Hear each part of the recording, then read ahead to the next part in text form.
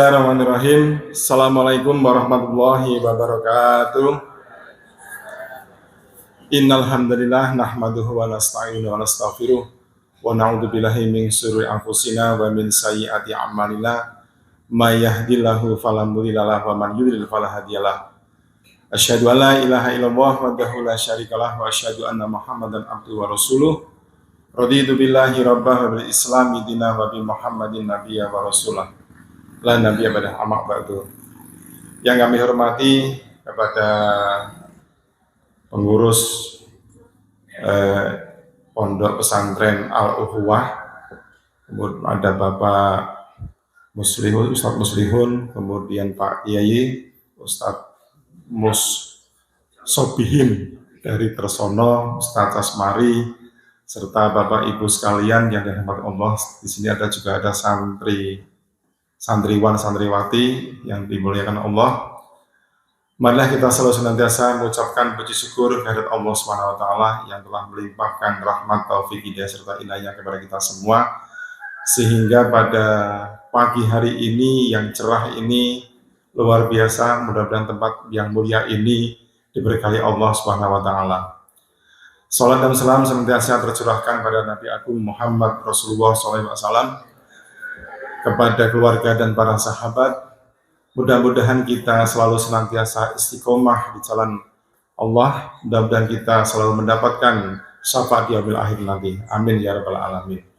Bapak Ibu yang dirahmati Allah, sebelumnya saya mohon maaf menyela atau mendahului dari acara inti, yaitu pengajian pekanan Ahad pagi ini. Sebelumnya saya akan memperkenalkan diri. Nama saya Muhammad Mukhlis Ariston ST. Sebetulnya nama saya itu hanya Muhammad Mukhlis saja, Pak. Tiba-tiba ada nama Aristonnya. Biasanya nama Ariston itu selalu nama non-muslim, ya. Jadi karena ayah saya itu guru sejarah, sehingga ditambah namanya Ariston. Ariston itu nama sebuah kapal perang dunia pertama katanya. Nah, sekarang diabadikan kalau ada merek Ariston itu merek kompor gas atau pemanas air. Nah, temirsani mboten Bapak-bapak, nama Ariston itu nek teng toko-toko elektronik niku nama kompor gas atau pemanas air. Sebetulnya nama saya itu ya Muhammad Mukhlis itu gitu loh. Jadi harapan orang tua saya, mudah-mudahan saya menjadi orang yang selalu ikhlas dalam bermasyarakat. Kemudian rumah saya itu di Jalan Untung Suropati nomor 21 Kota Pekalongan, asli Kota Pekalongan, Pak. Jadi Binagria ke arah Hotel Dafam. Mungkin Bapak Ibu nanti pernah ke sana. Kemudian pendidikan saya sarjana teknik arsitektur dari UGM. Kemudian saya bekerja di beberapa lembaga keuangan, di Kospin Jasa. Kemudian saya di beberapa pondok pesantren dan yayasan sekolah. Memang betul apa yang disampaikan oleh Ustadz tadi, Pak Ustadz Muslihin tadi. Ada beberapa karya arsitektur saya, kalau Bapak Ibu nanti tindak di Bobot Sari Purbalingga, ada namanya Masjid Chengho. Masjid Chengho, masjid yang warnanya seperti kelenteng tuh, mirip bangunan China. Itu memang wakaf dari Kospin Jasa almarhum Pak Zaki Junaid. Jadi waktu itu ada peletakan batu pertama kantor Kospin Jasa, kemudian didatangi oleh jamaah PT Persatuan Islam Tionghoa Indonesia. Nah, kemudian beliau meminta supaya dibuatkan masjid khusus untuk PT itu. Nah, di tengah perjalanan pembangunan itu luar biasa. Ketika finishing pengecatan terakhir, banyak berbondong-bondong orang datang ke situ. Dikiranya kelenteng, bahwa apa yang disumbat itu loh, loh ini ternyata masjid ya. Iya, bukan untuk altar itu bukan. Oh maaf, tapi kok mirip sekali ya. Makanya saya agak aneh, tulisannya kok agak beda artinya gitu. memang saya ambil beberapa ornamen yang mirip, maka sebelumnya saya tanyakan dulu kepada teman-teman yang Tionghoa saya. Ini ada artinya apa, saya rubah itu loh. Nah itu begitu. Kemudian saya juga mendesain pondok di Subang, namanya Darul Falah. Itu pondok pesantren yang cukup besar sekali, ada 5 hektar, kemudian Tazaka, kemudian pondok Azaki Junet, dan beberapa pondok-pondok pesantren yang lain.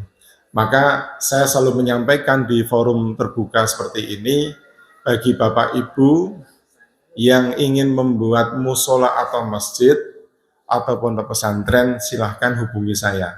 Insya Allah saya wakaf profesi, karena saya bisanya gambar, mendesain, maka saya selalu sampaikan, silahkan bagi Bapak Ibu yang mau membuat masjid atau musola, pondok pesantren, insya Allah saya akan bantu. Dari mulai gambar, RAP, dan seterusnya. Syukur-syukur ada rezeki, yuk semen sak-sak lah, yang saya pada seperti itu. Nah, ini berawal dari saya tahun 2010, saya berangkat haji, kemudian saya berdoa pada Allah, ya Allah, jadikanlah ilmu saya yang bermanfaat bagi masyarakat. Ternyata setelah pulang haji, bener Pak, proyek ini isinya musola masjid, Pak.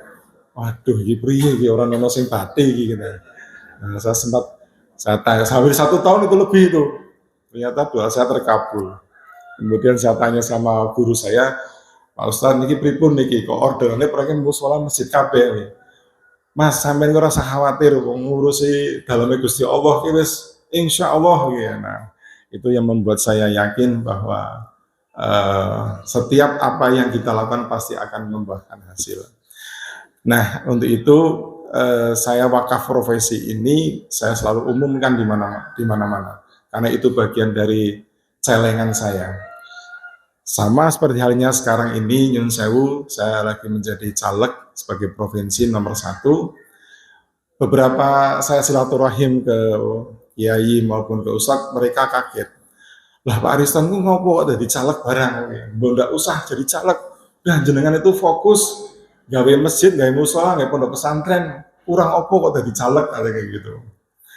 Selalu mendapat seperti itu. Nah, saya menyampaikan memang baru pertama kali ini saya menjadi caleg, sebelumnya hanya membantu beberapa teman. Jadi saya ingin totalitas, memang kondisi negara sedang tidak baik-baik saja, maka kita yang mengetahui itu paling nggak merebut kekuasaan dulu, baru kita bisa membuat aturan-aturan yang lebih baik. Nah, Bapak Ibu sekalian yang dirahmati Allah, seperti yang saya sampaikan tadi mengenai wakaf profesi, memang ini sebenarnya sudah lama Bapak-Bapak yang namanya wakaf profesi. Wakaf itu tidak harus berupa uang, tanah, atau berupa benda, tetapi wakaf profesi itu bisa berupa ya profesi saya sebagai arsitek. Misalnya kemarin waktu saya diminta pondok pesantren di Darul Falah Subang itu ada pembelian tanah seluas 1 hektar. Nah, 1 hektar itu didesain, ada gedung serbaguna, asrama putra, asrama putri, kemudian ada masjid dan ruang makan. Nah, saya wakaf profesinya gambar saya, sedangkan tanahnya diurus oleh notaris. Kan perlu notaris tuh Pak untuk legal formalnya. Nah itu dia wakaf profesi di situ. Si notarisnya menyampaikan saya wakaf profesi saya. Segala sesuatu urusan surat legal formal pondok ini saya yang mengurus. Nah kemudian diadakan pengajian akbar. Di situ ada sunatan massal. Dokternya pun dan perawatnya pun menyatakan, Pak Yai, saya wakaf profesi saya sebagai dokter. Ngutak sunati kabeh. Orang bayar, iya memang orang bayar. Jadi ini merupakan gabungan wakaf-wakaf profesi yang sekarang lagi sedang sekarang lagi harus digalakkan. Kita tuh harus berjamaah. Berjamaah dalam kebaikan itu adalah sesuatu yang luar biasa. Hasilnya pun akan luar biasa. Jadi begitu. Ada yang jadi gini, Wakaf itu ada wakaf profesi, wakaf melalui uang, wakaf barang, wakaf manfaat, satu lagi, maaf saya agak lupa nih. Jadi gini, kalau wakaf melalui uang, ya, misalnya ada pembangunan masjid atau pondok pesantren, ya sudah, saya melalui uang ini tolong diberikan pasir atau semen, itu sama dengan wakaf juga. Tapi ada yang wakaf produktif. Wakaf produktif ini, misalnya ada seorang agnia datang ke sini, Pak Kiai, saya punya uang sejumlah ini, saya akan membuatkan isi ulang air atau laundry. Nanti hasilnya dimanfaatkan oleh pondok pesantren ini. Ini wakaf produktif. Jadi dia membuatkan unit usaha, nanti hasilnya pun gitu. Ada lagi yang memberikan wakaf manfaat, misalnya begini, waktu di Tazaka itu juga begitu. Siapa yang mau wakaf untuk pembangunan ini? Tiba-tiba, saya lupa namanya, Bapak itu mengacung, Pak, saya punya pom bensin. Pom bensin saya ada 5 selang. Yang selang yang paling ujung, yang paling laris itu akan saya wakafkan tiap hari Jumat. Silakan digunakan atau uang hasilnya diberikan ke pondok. Rupanya ini terinspirasi ketika ada peperangan Rasulullah dulu ketika di depan sahabat, baik para sahabat, sesungguhnya kita akan menghadapi peperangan yang besar, sehingga kita butuh amunisi, kuda, dan panah, dan sebagainya. Siapakah yang mewakaf di antara kalian untuk membiayai peperangan ini?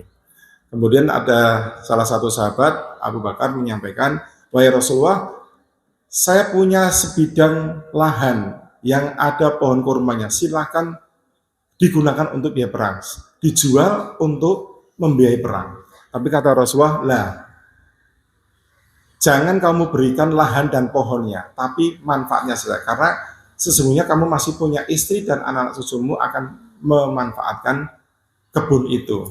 Jadi yang diwakafkan adalah setiap panen, setiap itu untuk yang diwakafkan. Jadi yang diwakafkan itu hasilnya.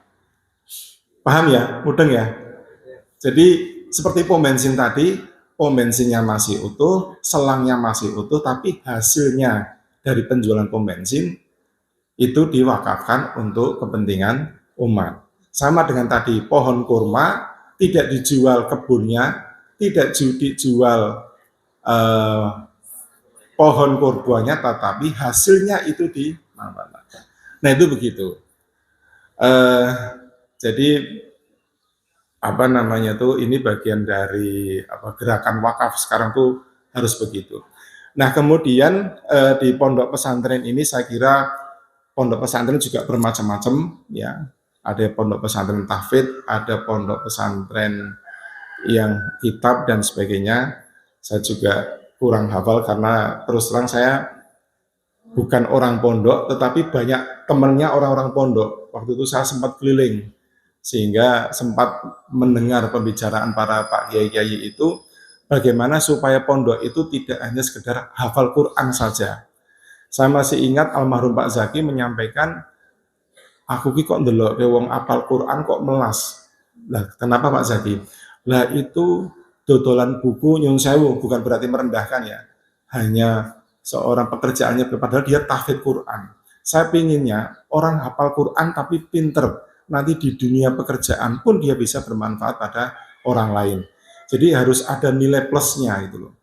Nah, pondok-pondok sekarang itu kalau bisa diajari manajemen, mengelola, biasa dipimpin, biasa memimpin, tata kelola pondok, tata kelola usaha. Sekarang lagi rame ke arah ke situ, Pak. Jadi supaya mereka lulus hafal Al-Quran itu wajib. Hafal Quran itu di pondok itu sudah menjadi hal yang utama. Tetapi harus ada ketika mereka keluar dari pondok, betul-betul bisa bermasyarakat langsung. Bisa terjun di masyarakat langsung. Bila perlu bisa membuat pondok pesantren dan seterusnya. Baik, itu saja Bapak sekalian, karena waktunya saya cukup 15 menit saja. Terakhir, saya minta dukungannya kepada Bapak Ibu sekalian, bahwa tahun ini saya lagi mencalekkan untuk tahun 2024 nanti sebagai caleg provinsi. mohon dukungannya dari PKS. Nomor 1,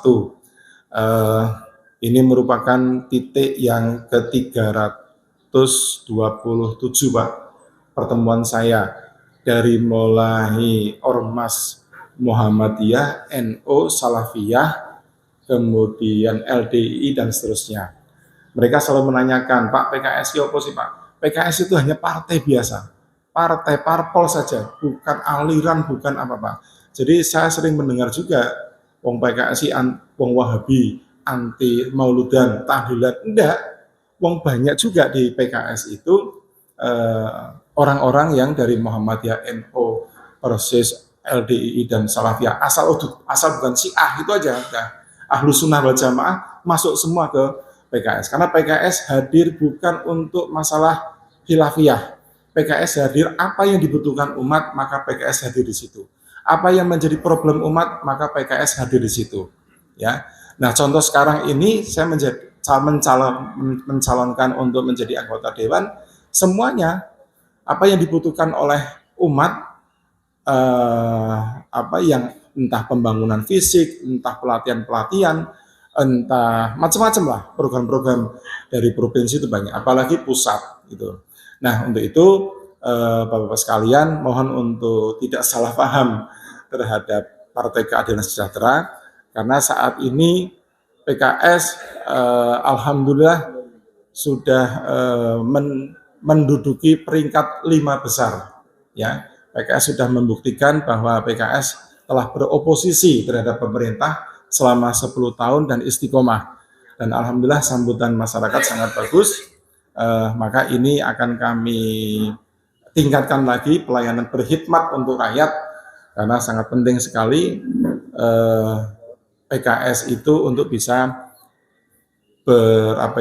khairun nas anfa'uhum linnas, bahasanya seperti itu. Saya pun ketika ditanya, Pak Ariston, nawaitunya apa menjadi caleg? Ya semuanya sesungguhnya adalah ibadah. Apapun itu profesinya harus menjadi ibadah. Yang kedua adalah apapun profesi itu harus bisa beramar ma'ruf nahi mungkar. Kemudian karena saya anggota dewan, calon anggota dewan, maka hasil kerja-kerja saya harus khairun nas anfa'uhum linnas. Setiap manusia harus bisa memberikan manfaat pada orang lain. Jadi ilmunya jangan dipek dewe, harta bendanya jangan disimpan saja, tetapi harus di-sharing, harus diberikan manfaat kepada orang lain. Insya Allah Islam akan berkembang apabila seluruh masyarakat Islam di Indonesia ini berukhuwah seperti pondok pesantren ini, maka insya Allah menjadi negara baldatun thayyibatun warabun ghafur. Baik, saya kira itu saja Bapak Ibu sekalian. Sekali lagi saya mengucapkan terima kasih pada pengurus telah diberikan panggung. Biasanya saya nggak duduk seperti ini, bingung saya, kursi panas ini Ustaz. Begitu nggih Bapak Ibu nggih, mohon dukungannya untuk saya sebagai caleg provinsi nomor 1, PKS urut nomor 8. Baik, saya kira itu saja para hadirin, kurang lebih maaf. Wassalamualaikum warahmatullahi wabarakatuh.